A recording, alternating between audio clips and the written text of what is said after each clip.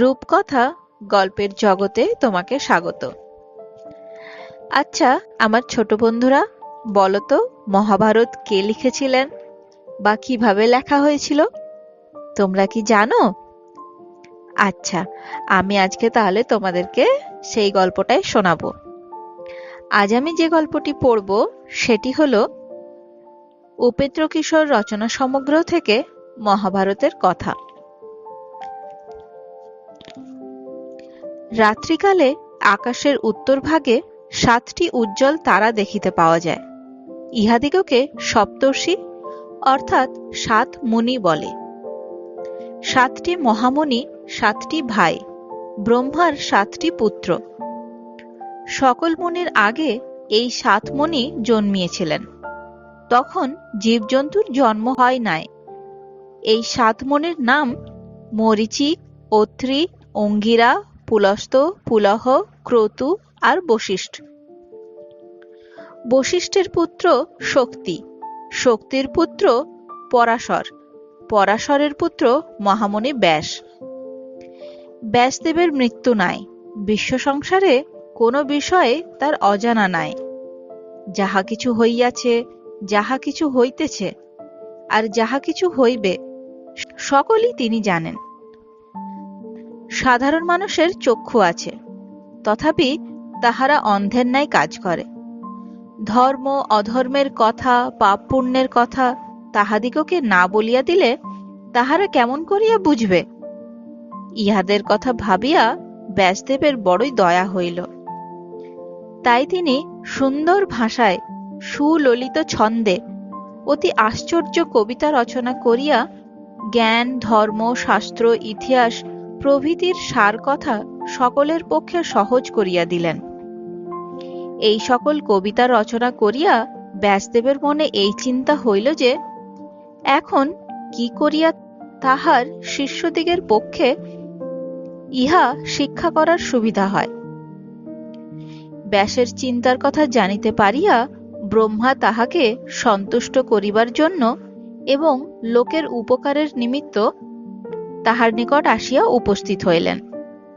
ব্রহ্মাকে দেখিবা মাত্র ব্যাস অত্যন্ত আশ্চর্য এবং ব্যস্ত হইয়া তাহার বসিবার জন্য আসন দিয়া জোড় হাতে তাহার নিকট দাঁড়াইয়া রহিলেন। তারপর ব্রহ্মা আসনে বসিয়া ব্যাসকেও বসিতে অনুমতি করিলে। তিনি আনন্দের সহিত তাহার নিকটে বসিয়া বিনীতভাবে বলিলেন, ভগবান, আমি একখানি সুন্দর কাব্য রচনা করিয়াছি। ইহাতে বেদ, বেদাঙ্গ, উপনিষদ, পুরাণ, ইতিহাস প্রভৃতির সার আছে। ধর্ম অধর্ম আর সংসারের সকল কাজের উপদেশ আছে। পৃথিবী, চন্দ্র, সূর্য, গ্রহ, তারা, নদ, নদী, সমুদ্র, পর্বত, গ্রাম, নগর, বন, উপবনের বর্ণনা আছে। এমন কবিতা আমি রচনা করিয়াছি। কিন্তু ভগবান, আমার এই সকল কবিতা লিখিয়া দিবার উপযুক্ত একজন ভালো লোক খুঁজিয়া পাইতেছি না। ব্রহ্মা বলিলেন, বৎস, তুমি অতি মধুর কাব্য রচনা করিয়াছ। আর কোন কবি এমন কাব্য লিখিতে পারিবে না। তুমি গণেশকে স্মরণ করো, তিনি তোমার এই আশ্চর্য কাব্যের উপযুক্ত লেখক। এই কথা বলিয়া ব্রহ্মা চলিয়া গেলেন। তারপর গণেশকে স্মরণ করিবা মাত্র তিনি আসিয়া ব্যাসের নিকট উপস্থিত হইলেন।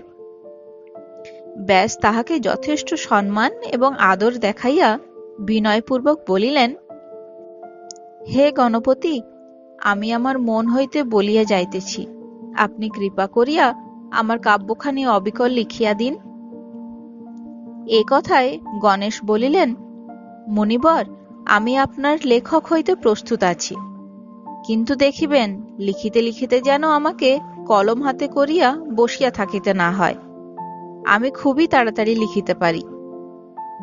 তাহা শুনিয়া ব্যাস বলিলেন, অতি উত্তম কথা, আমি যথাসাধ্য তাড়াতাড়ি বলিতে চেষ্টা করব, কিন্তু দেখিবেন যেন তাড়াতাড়ি লিখিতে গিয়ে আপনি যাহা তাহা লিখিয়া না বসেন।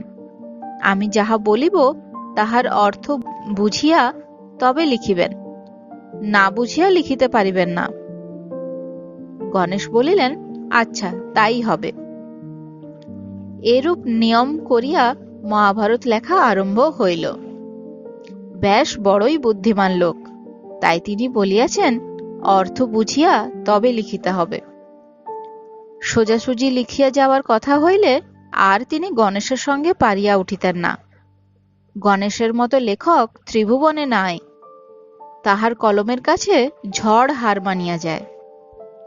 কবিতা রচনা করিয়া তাহার সঙ্গে সঙ্গে চলিবার শক্তি ব্যাসেরও ছিল কিনা সন্দেহ। কিন্তু ব্যাস অতি চমৎকার উপায়ে গণেশকে জব্দ করিলেন। এক একটি শ্লোক তিনি এমনই কঠিন করিয়া দিতে লাগিলেন যে তাহার অর্থ বুঝিতে গণেশ যে সর্বজ্ঞ তাহাকেও ভ্রুকুটি করিয়া ভাবনায় পড়িতে হয়। গণেশ যতক্ষণ ভাবেন ততক্ষণে ব্যাস বিস্তর শ্লোক রচনা করিয়া ফেলেন। কাজেই গণেশের আর কলম থামাইবার আবশ্যকই হইল না।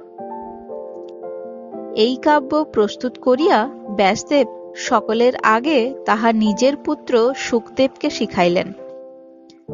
তারপর তাহার শিষ্যরা তাহা শিক্ষা করেন।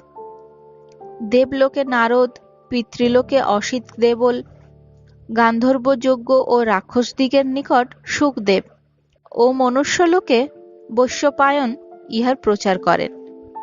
দেবতারা এই পুস্তক আর চারিবেদ ওজন করিয়া দেখিয়াছিলেন যে চারিখানি বেদ অপেক্ষা ব্যাসের এই কাব্যই অধিক ভারী। এই জন্য এই কাব্যের নাম মহাভারত রাখা হইয়াছে। এইভাবে মহামুনি ব্যাসদেবের কথায় ভগবান শ্রী গণেশ মহাভারত লিখেছিলেন। তো আমার গল্প তোমাদের কেমন লাগলো? যদি ভালো লেগে থাকে একটা লাইক করে দিও এবং আমার চ্যানেলটিকে সাবস্ক্রাইব করে দিও। ধন্যবাদ।